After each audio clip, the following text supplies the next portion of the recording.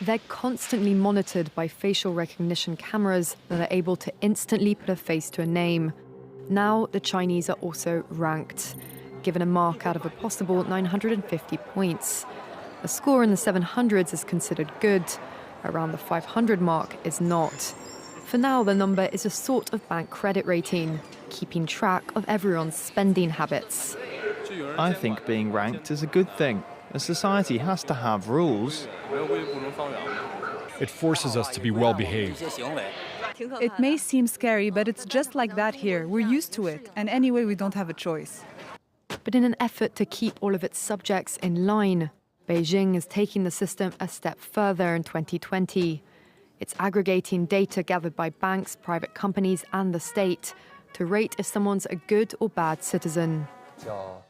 By using the most data possible, the so-called big data, the system will play an important role in rebuilding a moral society.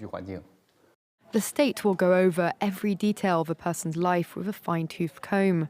Their financial situation, spending habits, career, even behavior on social media. Criticizing the government online or displaying outward signs of wealth is a no-no. On the other hand, praising the party or giving blood increases your social credit. Xiao Wenwang is a model citizen. She lives in Nanjing, a testing ground for social ranking. Married with a child, she has a job in a retirement home, no debts, and she wouldn't dream of jaywalking. As a good citizen, I respect the rules of the road. If I didn't, I'd lose points on my social credit. In theory, everything can be taken into account in the social score, even the most innocuous errands like supermarket shopping. When Xiao Wenwang makes an electronic payment, her purchases tell the state a lot about her. Buying cigarettes would count against her. On the other hand, nappies show she's an attentive mother. Beer could indicate alcoholism. She'd be better off buying water. In this pilot city of 8 million people, there are only 18,000 model citizens.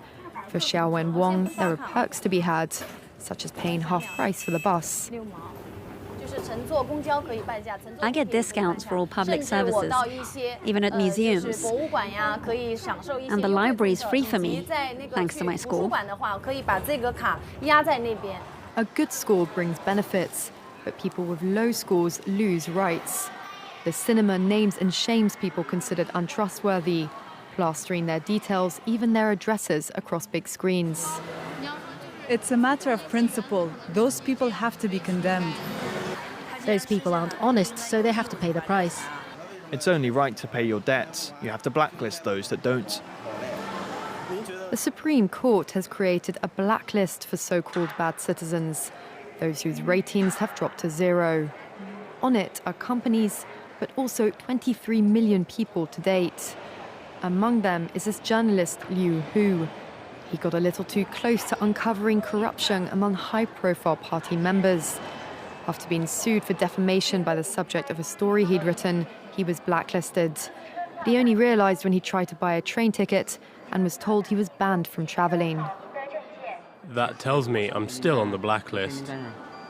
Punished because he's been branded untrustworthy by the state.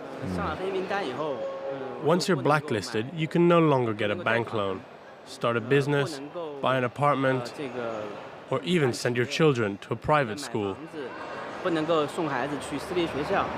Liu Hu is among a tiny minority of people who have dared to criticize the system, which some are calling a digital dictatorship. I worry, because I think many people like me will be deprived of individual freedoms, and all of us will live with restrictions of one kind or another. After our meeting, Liu Hu learned that his name had been removed from the blacklist, but he still has a long way to go if he doesn't want to languish at the bottom of the social credit hierarchy.